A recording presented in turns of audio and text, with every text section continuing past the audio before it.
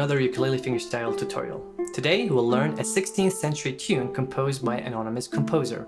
The tune is called What If a Day, a Month or a Year.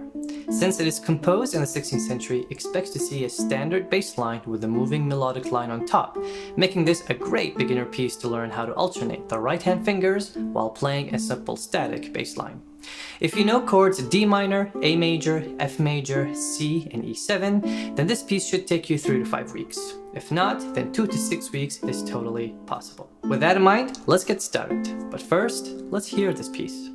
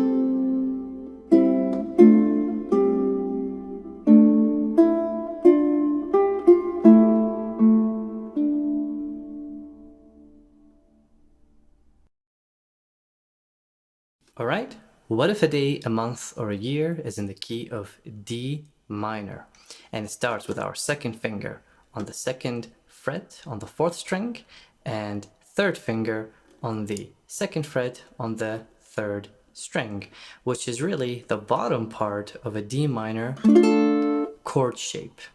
We play those two strings at the same time using our thumb and index.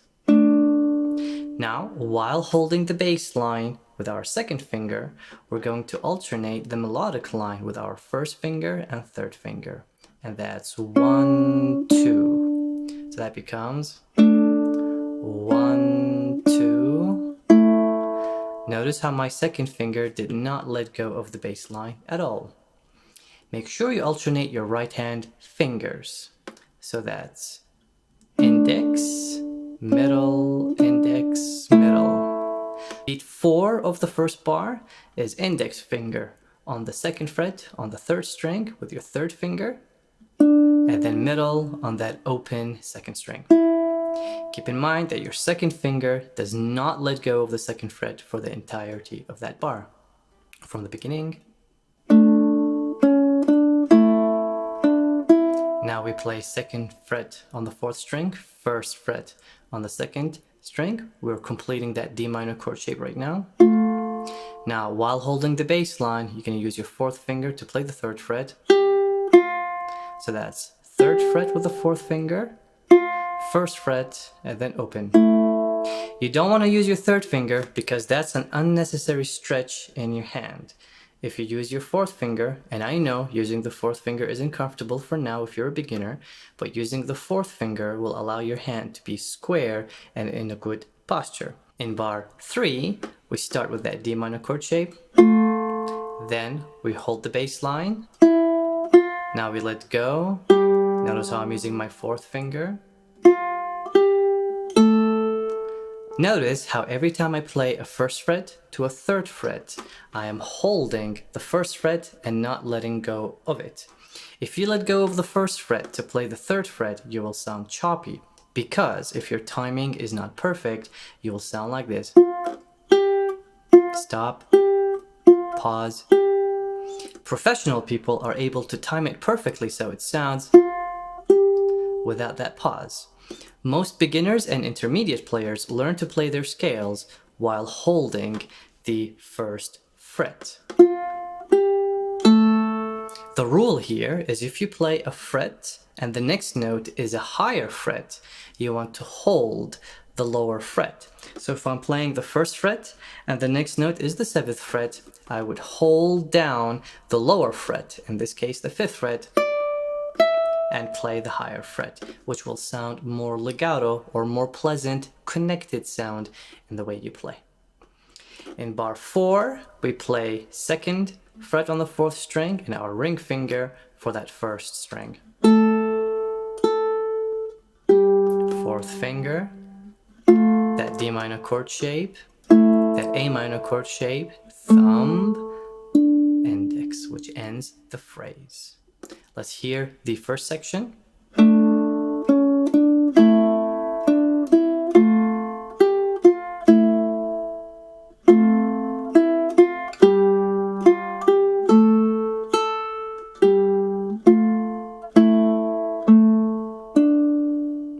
The last comment I would say about the first section is you need to watch out between the 8th note rhythms and the quarter note rhythms.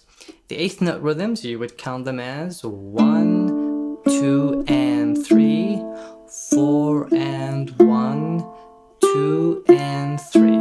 There's that and. If you look at bar 4, it is strictly quarter notes. So that's 1, 2, 3, 4, 1, 2, 3, or 1 and 2 and 3 and 4 and 1 and so on.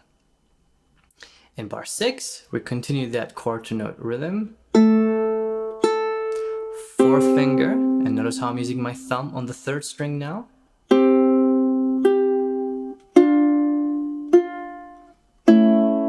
If you're wondering why I'm using my thumb on the 3rd string, it's because that note has a stem pointing down, which means it is a bass line.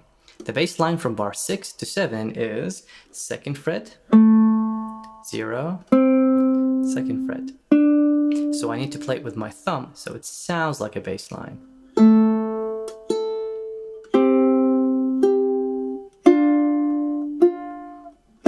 And then you have that A major chord shape.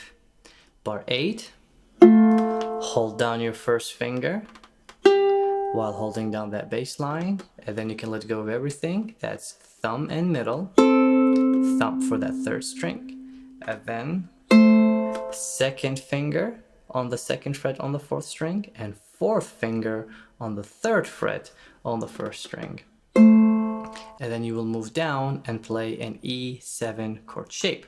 That is your 1st finger on the 1st fret, your 2nd finger on the 2nd fret, and your 3rd finger on the 2nd fret. Right? That's a difficult chord shape. So at the end of bar 8, you have that 2 and 3, and now you have to plant that E7 chord shape. Your 3rd finger's kind of almost already there. Your 2nd finger drops down, and your 1st finger plays that 1st fret. And then you finish bar 9 by playing that A major chord shape. In bar 10, you have an F major chord. Notice how I'm playing thumb, index, and middle at the same time. Then you have a C major chord shape. And then you have that F major chord shape again. And then in bar 11, you have a C major chord shape. Then a D minor chord shape. Then a C major chord shape. Notice how I'm using my 4th finger again. And then in bar 12, we have that D minor. Notice how I did not move my fingers at all when I played that open note on the 2nd string. Now I'm going to hold all my fingers, stretch my 4th finger, 3, 1. So now I'm going to play the 2nd section so you can hear the rhythm of that part. Right, these are quarter notes. There are no ands. 2, 3, 4, half note, 2, 3, 4. Don't be afraid to sing. Da, da, da. Now bar 12. 8th note.